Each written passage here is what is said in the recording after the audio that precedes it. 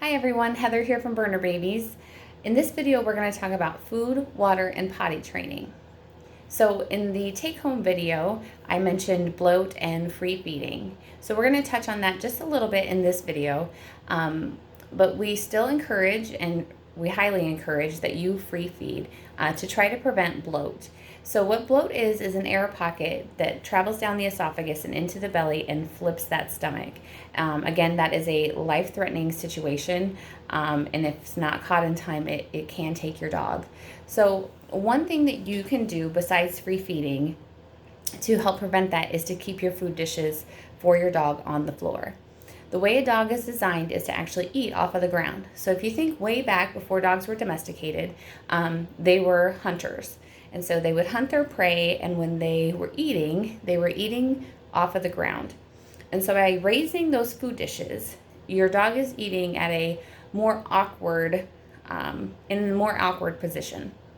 So if you can keep those food dishes on the ground, that would be best. I actually lost a dog to bloat. In the handout that is in your puppy packet, I talk about Bailey. Bailey was free fed.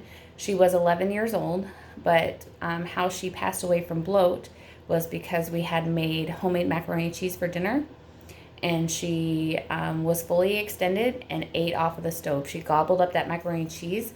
We heard somebody on the stove and hollered, and by the time we got to the kitchen, of course, nobody was on the stove. I was naive to the signs of bloat, and we went to bed that night, and by the time we woke up, she had passed away. It really was that quick, and I made it my mission to find out how I made sure that no one else passed away that way. It was extremely devastating, and so I do not want any of you to end up in that same situation. So one thing that you can do besides free feed is keep your food dishes lower to the ground. On the ground is best, but it should not be any more than this. So the floor is here. If you put your hand on the floor like this, your food dish should be touching your hand. Okay, so no higher than this off the ground. I know those decorative food dishes are very pretty looking, but they are not what is best for your dog. Okay, so moving on, we're going to talk about potty training, and then we'll come back to the water. So when our puppies are born, they are born inside in our nursery. When they get to be about 4 or 5 weeks old, they move out to our bigger building, which has a doggy door for everyone. So their mother, I would love to take credit for this, but their actual dog mother teaches them that they need to go potty outside. So most of the time when our puppies leave us, they are already going potty outside through the doggy door. Their mom's like, hey, we don't go potty inside, we go potty outside. So they are taught pretty early that we don't go potty where we sleep. So by the time they get to your house, most people tell me that they are completely potty trained within 2 weeks. Some people have told me they never have an accident in the house. So one thing that you have to just remember is always go out the same door. Every time they go potty, you go to the same door. And just be consistent with that. Always go to the same spot outside.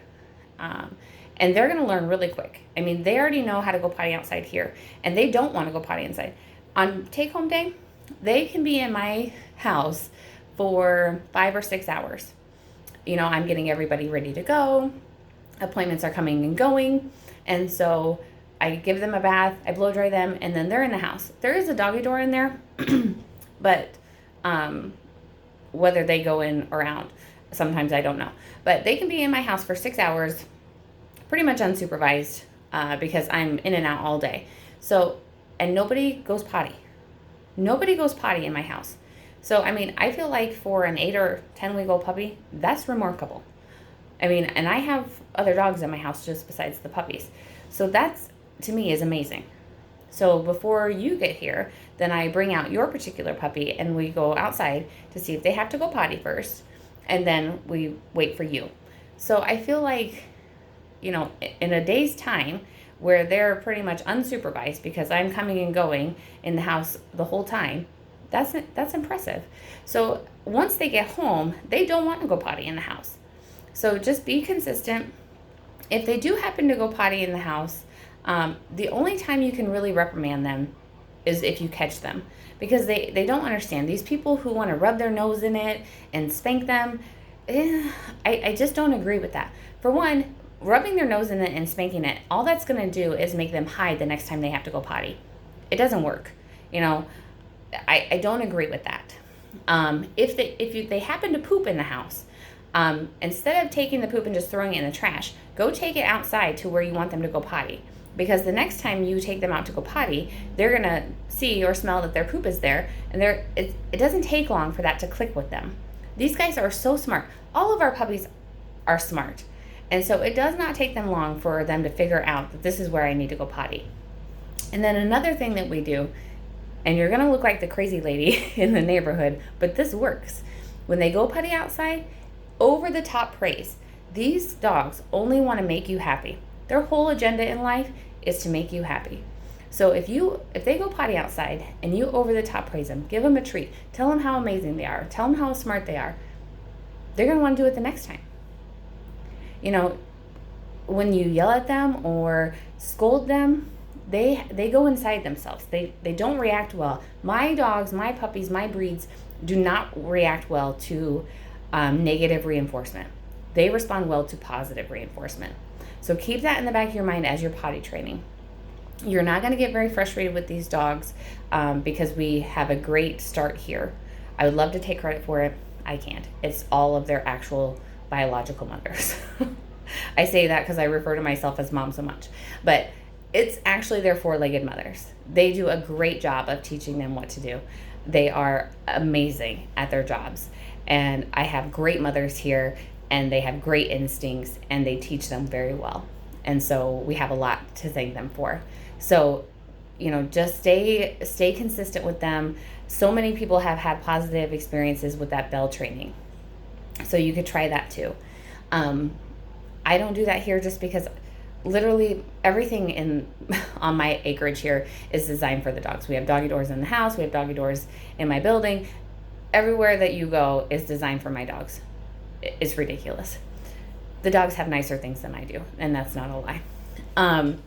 So one thing that can make the potty training process very difficult and very frustrating is water. So sometimes, a lot of times, I have seen where our puppies are kind of like, go, go, go, go, go. And so instead of eating, they'll drink. And it's because drinking takes less time, right? You run by the water bowl, and you take a drink, and you speed off. So they'll over drink their belly full versus eating. Now that can make the potty training process very frustrating, right? When your puppy has to go outside every 10 minutes. So I do not like to do this, but sometimes we have to. And that is just taking that water bowl off of the floor. The risk that obviously is there is your puppy gets dehydrated. So it's very important that you put that water bowl down on the floor several times a day. And we're talking 4 or 5 times a day. And you leave it down for like 20 minutes. And then once they drink, you take them back outside. If you find that your puppy is like drinking excessively and throwing up, you're not putting it down on the floor enough. Because your puppy should not be so thirsty that they're drinking so much that they throw up. So if your puppy does that, then you need to put it down on the floor for a little bit longer or for more times a day, because that really shouldn't happen. So I don't like to do that. It's usually the last advice that I give if that happens. But that is a common theme with our puppies, you know, and it's because they're so excited to be at your house. They have to go explore everything, and they don't want to take the time to eat. So make sure you leave the food dish down and put the water up. Another thing that you could try is you could try watering down their food. A lot of times they don't like that though. Try the taking up the water first. So that can be frustrating at times. Make sure that is your last resort. I really don't like doing it. But it is sometimes something that you have to do until your puppy gets fully transitioned into your home and they're like done exploring everything that they need to explore. And then, you know, day by day, just leave it down a little bit longer and a little bit longer until it's back on the floor all the time. So that's all I have for this video. I hope you found it helpful. Quick disclosure again, everything in this video is just my opinion based on my experience since for being a breeder since 2006. I am not a vet. Thanks again for adopting from us. I appreciate each and each and every one of you. Like and subscribe below to be notified for any new videos. Thanks, everybody. Bye.